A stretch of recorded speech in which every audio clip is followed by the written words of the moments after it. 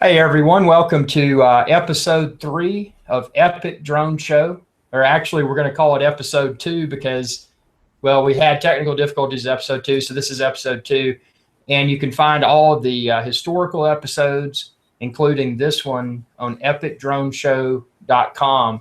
After this show concludes, it'll become a video that's viewable offline. And just as a reminder for everyone, where you're watching this video, the live link off to the top right, you can comment live, and Drone Girl and I can have the opportunity to respond to your comments face on video. So without further ado, I want to turn the show over to Drone Girl, and she's going to share her drone experiences with us from the past week.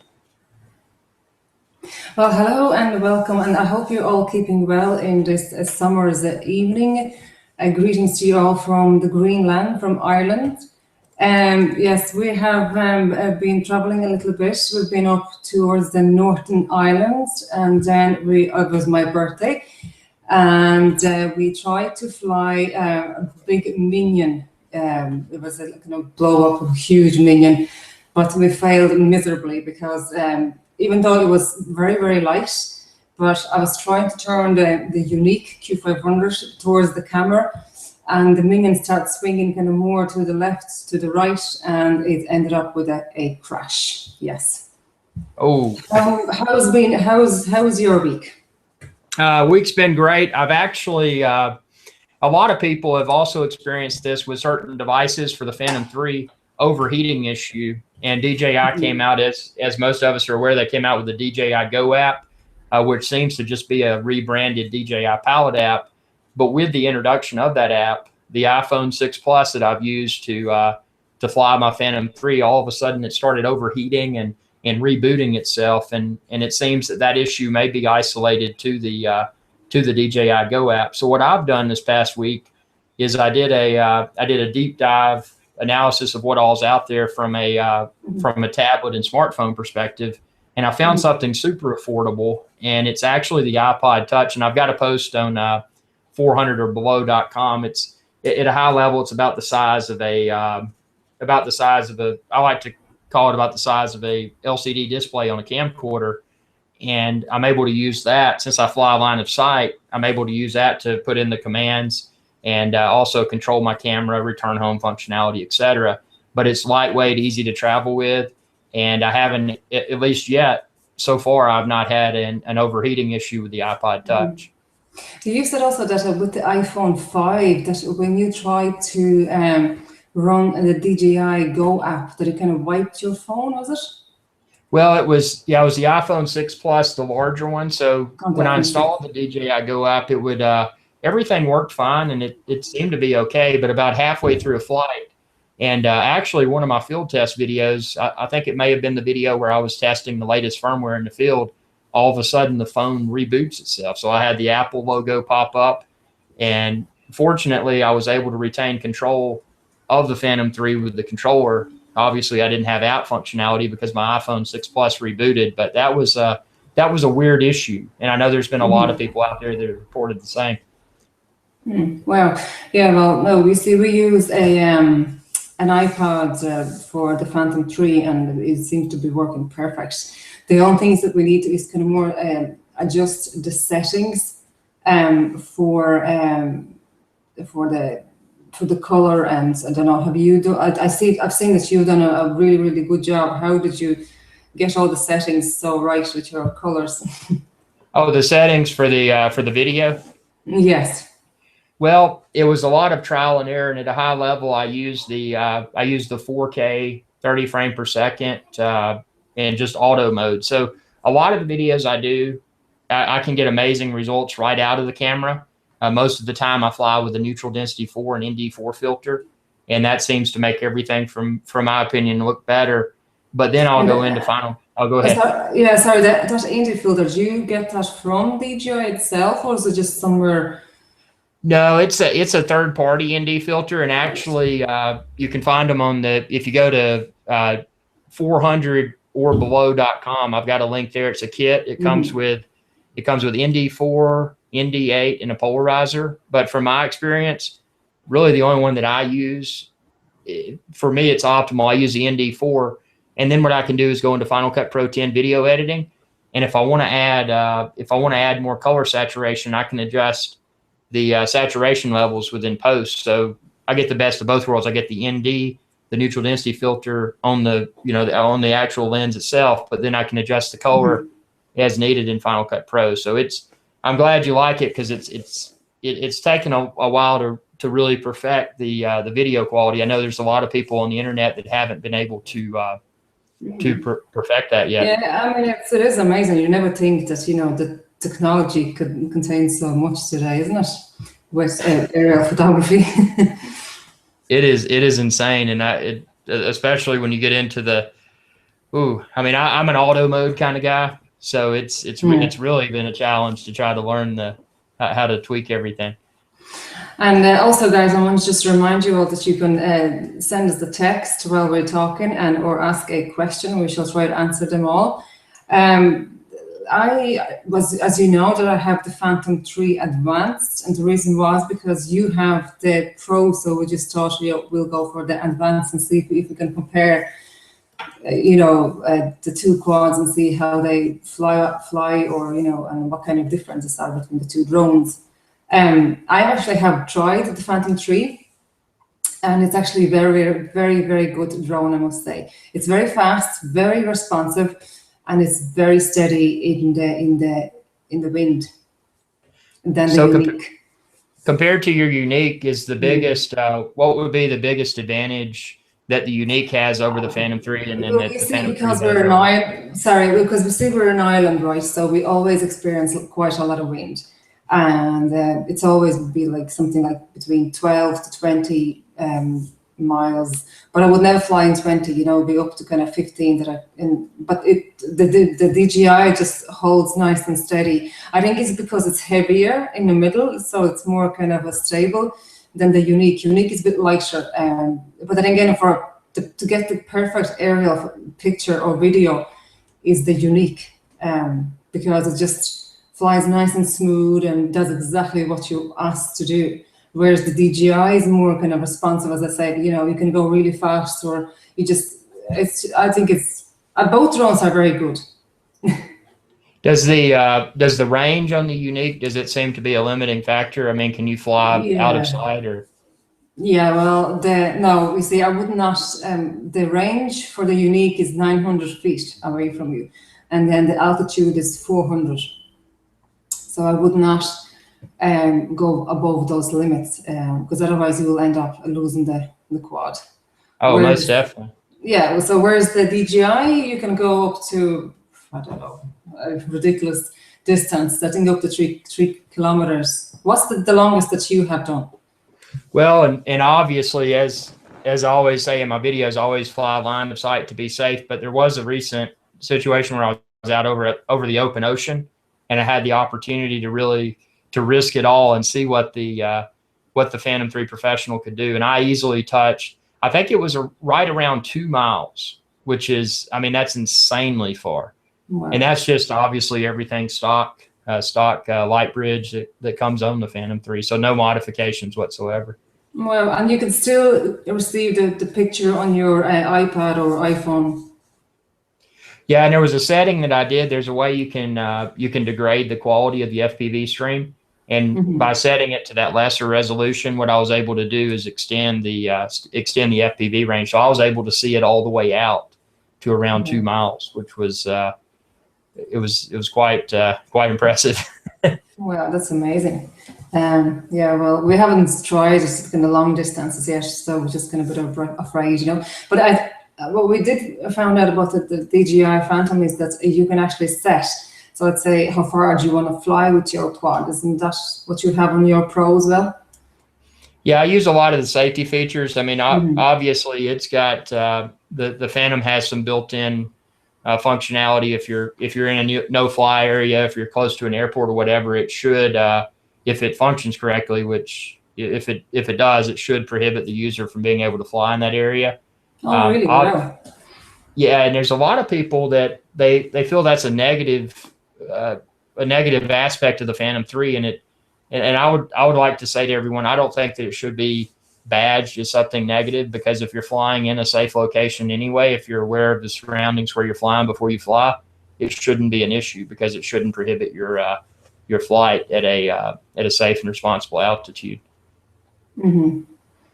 Okay, I think there's someone there. We have a DJDI guy. I'm sorry if I mispronounced. Is asked to Drone Girl, did you say you bought Phantom 3 Advanced? Yes, we have the Phantom 3 Advanced, and I actually loved. I wouldn't say I love more than the Yuneec, but as I said, both drones are equally as good. Have you taken any more kind of video flights from Caribbeans or? Well, actually, I've got a lot of Caribbean flights that are coming very soon. I haven't uploaded the videos yet, but I've got a lot of. Stay tuned, because it's going to be really cool. A lot of white sand beaches and tiny spits of islands out in the blue sea. So. Wow, that sounds really, really nice. Well, we were one of our YouTube followers. He's basically invited us to go and fly. There's this beautiful kind of ruins, castles right on the coast in the Northern Ireland. So we might get in touch with those people and go up there and take a nice flight. The only thing is that probably there could be a lot of seagulls as well, because it's right on the coast. It's literally. It's on the coastline, it's just ruins, and it's gorgeous up there. So we might take a flight up there as well, whenever the weather permits. That'll be an awesome video. You gonna take the Yuneec and the Phantom up there if you go? I'd say I'll take the Yuneec, because I will probably take the boat anyway and see it depends on the weather, because I don't want to take a risk and end up crashing the drone or worse being worse, that the quad becomes a submarine. Oh, most definitely. And what we want to do as part of this show is, well, we're going to flash up, and Drone Girl can go first, but it's find where was that photo from? Which video did that photo come from?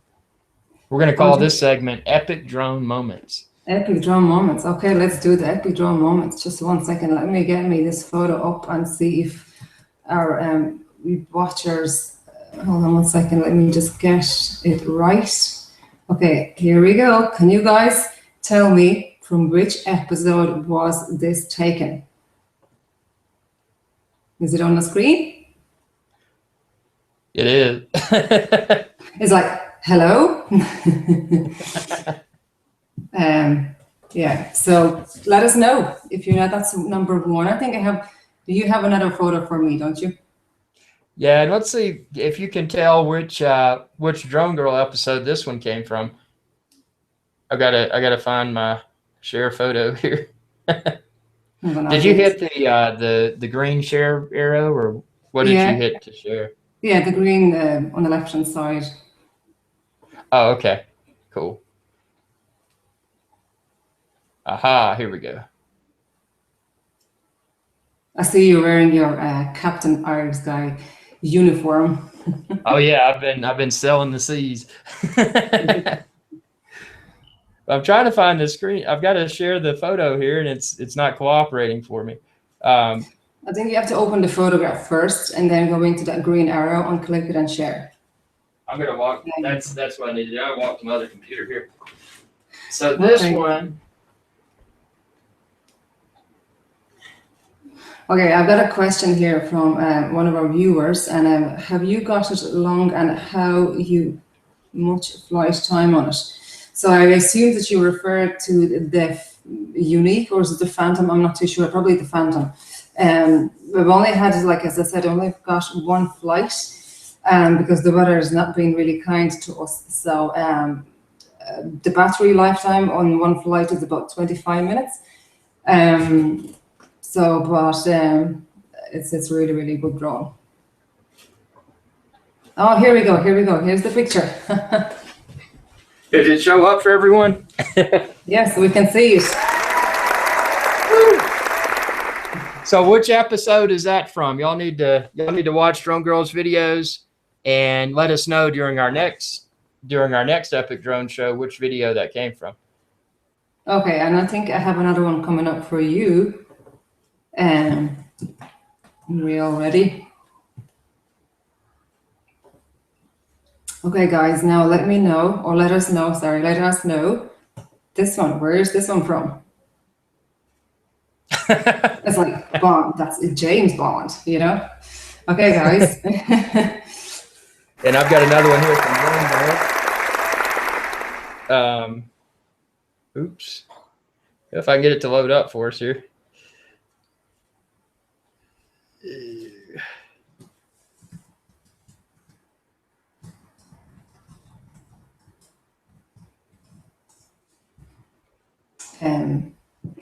Yeah, so my Minion flight did not work out at all. As like the idea was to fly and kind of up towards the camera nicely, but it just started to. There was no wind on that morning when we were flying, so there was no wind effect whatsoever. But it was just for some reason, and we had like stabled with kind of bamboo sticks, and but I just took a massive swing, and it was just awful feeling when you crash something so expensive.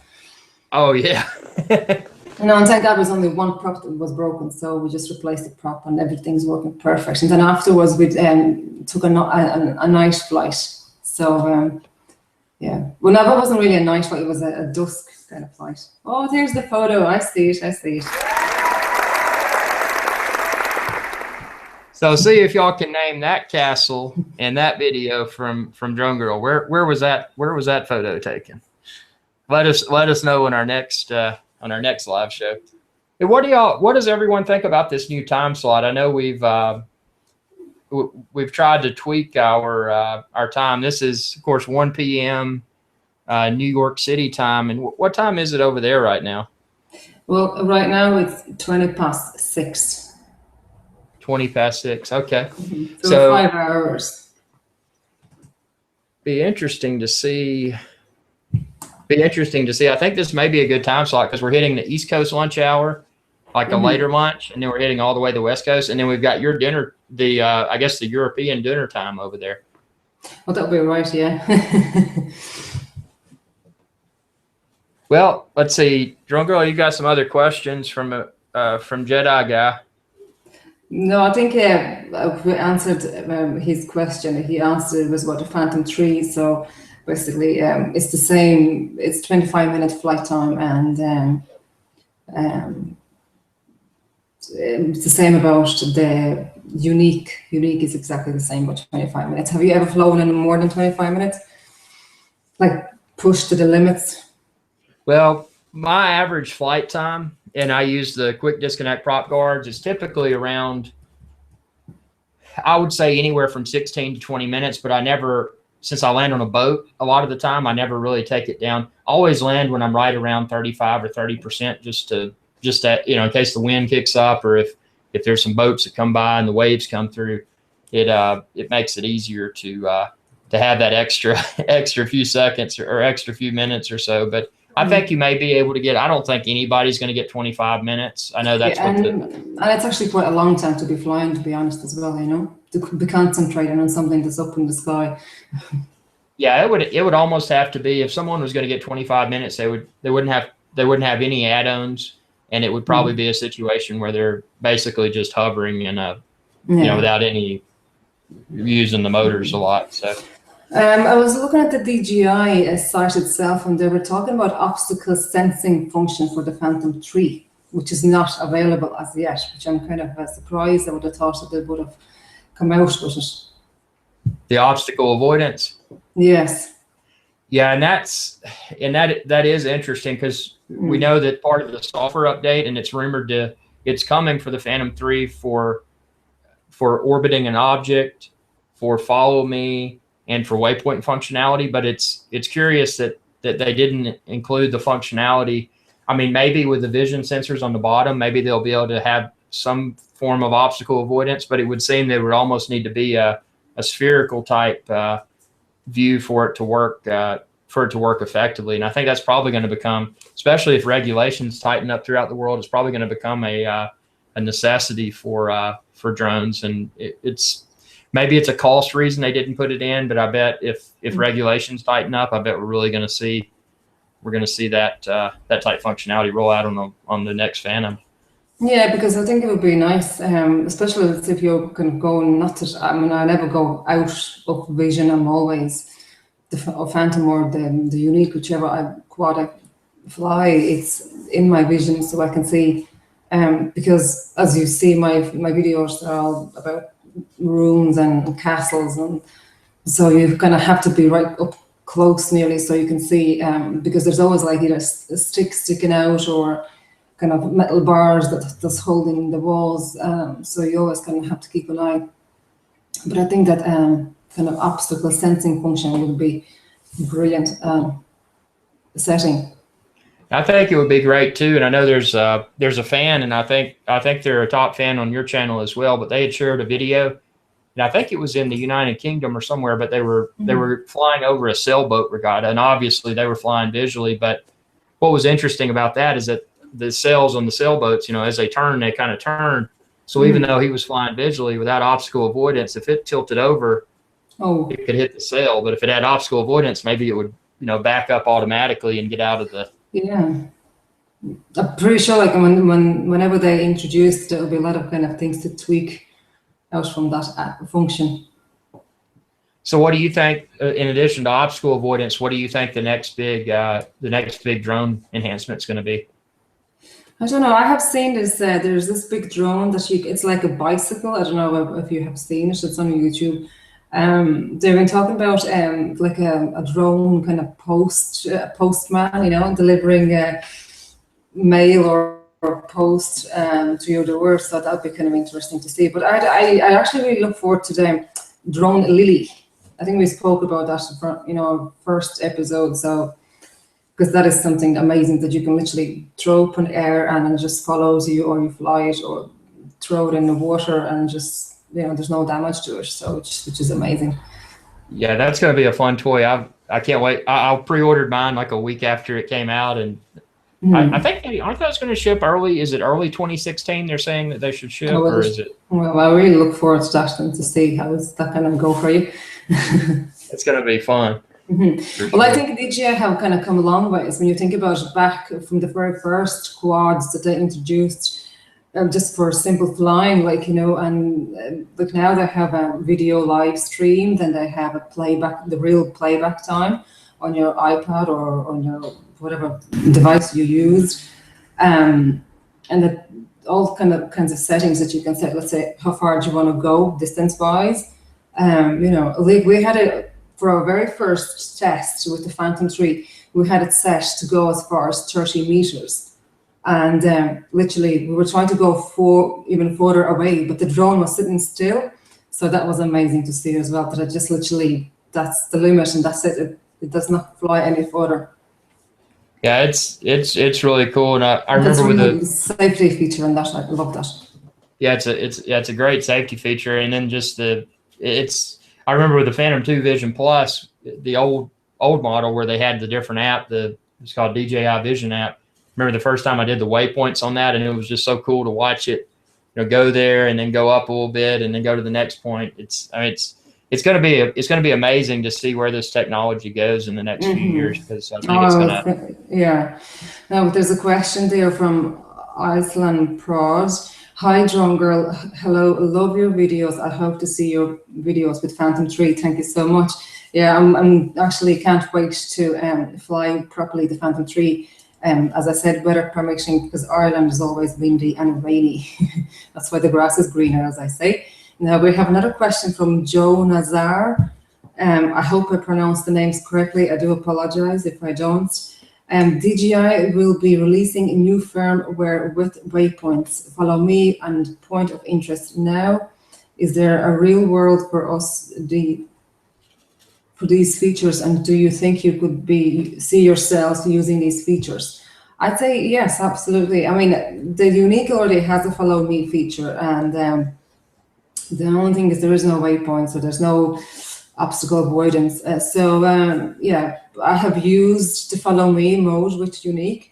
I think it was on an open field, but we tried to use the follow me mode with the Yuneec in the mountains, but somehow we could not connect, and there was some sort of interference, so it kind of failed us. Yeah, but you obviously you don't have to follow me on any of your quads, do you? Well, right now, and I'm hoping DJI releases it in October, but I'm particularly interested about the follow me because, for example, when I'm out in the boat, if I want to launch the Phantom 3, and then it can just follow the boat, so that'll be a real world application for me to use the follow me, and then also the point of interest. That'll be neat because if you want to orbit an object, say for example, I'm anchored using the boat again as another example. I'm anchored out in the middle of the lake or the ocean. What I can do is launch the Phantom 3 and then I can orbit that point of interest. So it'll create a really smooth and circular type shot. Now, some of you may have seen a video on my channel where I talk about the Phantom 3 orbit an object demonstration. And I've done it a few times. I've orbited a cruise ship and it turned out really well. And then also orbited my truck in the middle of the field and it didn't turn out so well. So, you know, to have it automated, I mean, you can get that really cinematic type 360 view. So now the waypoints, I don't know, maybe there's a real world reason for that, but other than, at least for me, other than a novelty, I don't know if I would you use the waypoints or could you see a reason for those?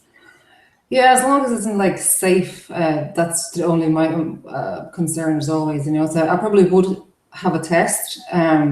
Obviously not too high and obviously in an open field, not to hit anyone or harm anything. Yes, I probably would have a test and see how it works. And as long as it doesn't fly away or crash somewhere for worse, yeah, I probably would have a test and see how it works. Cool. Because it's almost like it's on an airplane, like, you know, you set up from A to B, you know, like a flight plan. We may as well call a flight plan. Just like an autopilot type thing, I guess. Yeah, exactly. Yeah. So yeah, I think it's kind of an interesting feature that they can come up with. Well, we're hitting our 30-minute mark. So, what else does anyone have before we? Because I mean, we're going to be back next week. So, and if you weren't able to watch this live or your friends weren't, go to epicdroneshow.com and this should be there within a few hours. It'll take a while to process and upload, but it'll be there.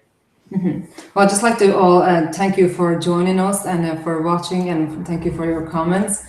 And we will read them after the show is over because you can always comment, and we'll try to answer all your questions even after the show. And be thinking ahead for next week as well. Is there something you'd like us to tackle? Go ahead and send us your comments. Comment on this video. Comment on our Facebook fan pages, wherever you want to, and we'll try to get it on that week or the next week.